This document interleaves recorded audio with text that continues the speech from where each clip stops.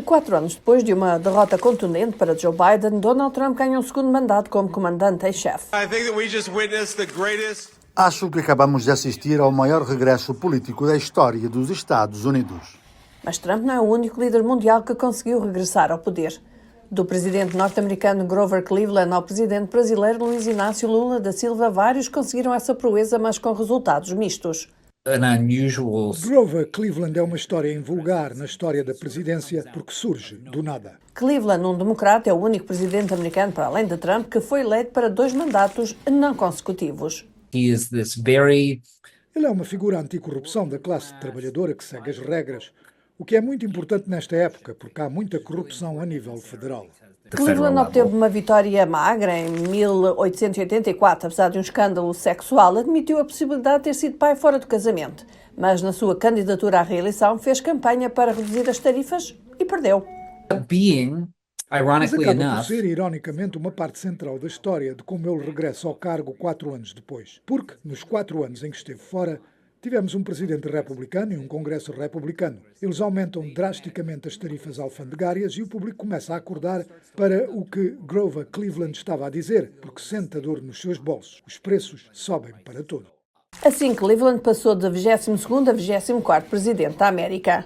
Outro líder da história que conseguiu regressar, o primeiro-ministro britânico Winston Churchill, liderou o seu país durante a Segunda Guerra Mundial, por fim na derrota da Alemanha nazi, obtendo elevados índices de aprovação por parte do público. We may allow ourselves a brief period of rejoicing. Podemos permitir-nos um breve período de regozijo. Hoje é o dia da vitória na Europa. Mas 2 meses depois, o Partido Conservador de Churchill sofreu uma derrota esmagadora. Após anos de guerra, os britânicos estavam ansiosos por seguir em frente. Votaram em parte nas grandes reformas sociais do partido da oposição. Mas Churchill regressou à 10 Downing Street em 1951. The Right Honourable Winston Spencer Churchill. Desejo a todos, independentemente do partido a que pertencem, boa sorte para vós e para a nossa ilha natal. Mas problemas de saúde obrigaram a demitir-se em 1955. Il Presidente della Repubblica. Boa noite a todos. O Presidente pediu-me para formar governo.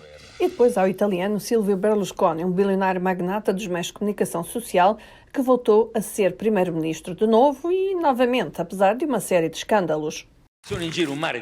Há imensas raparigas bonitas e empresários duros por aí. Não sou um santo, já todos perceberam isso. Espero que os do jornal La Repubblica também o compreendam. Em 2013 foi condenado por fraude fiscal e proibido de exercer cargos públicos durante 6 anos, mas Berlusconi ensinou um último regresso em 2022. Ganhou um lugar no Senado, menos de um ano antes da sua morte.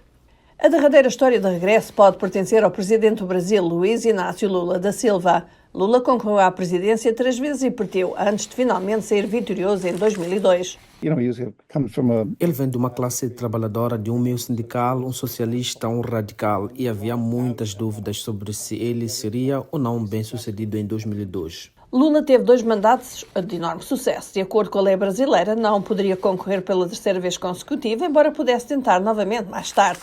Mas em 2018 foi proibido de concorrer depois de ter sido considerado culpado de corrupção.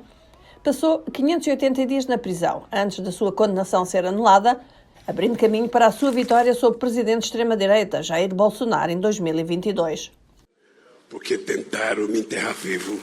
Tentaram enterrar-me vivo e eu ainda estou aqui. Embora seja uma história de regresso impressionante, Lula, tal como Trump, está a retomar o leme num mundo que mudou drasticamente enquanto estiveram fora. Isso pode ser um desafio. O ambiente é muito diferente, o ambiente geopolítico é diferente. Foi certamente esse o caso de Cleveland, cujo segundo mandato foi assolado pela maior depressão económica da história dos Estados Unidos. No final da sua presidência, o seu próprio partido tinha-o praticamente abandonado. As coisas que tornam as pessoas eficazes numa altura podem torná-las menos eficazes noutra. Ao fim de contas, não é necessário muito tempo para que um presidente, entre o conjunto de competências de um presidente e realmente ao encontro de um momento e o conjunto de competências de um presidente, ficar um pouco desfasado do momento. A 20 de janeiro de 2025 começará a história do segundo mandato de Donald Trump.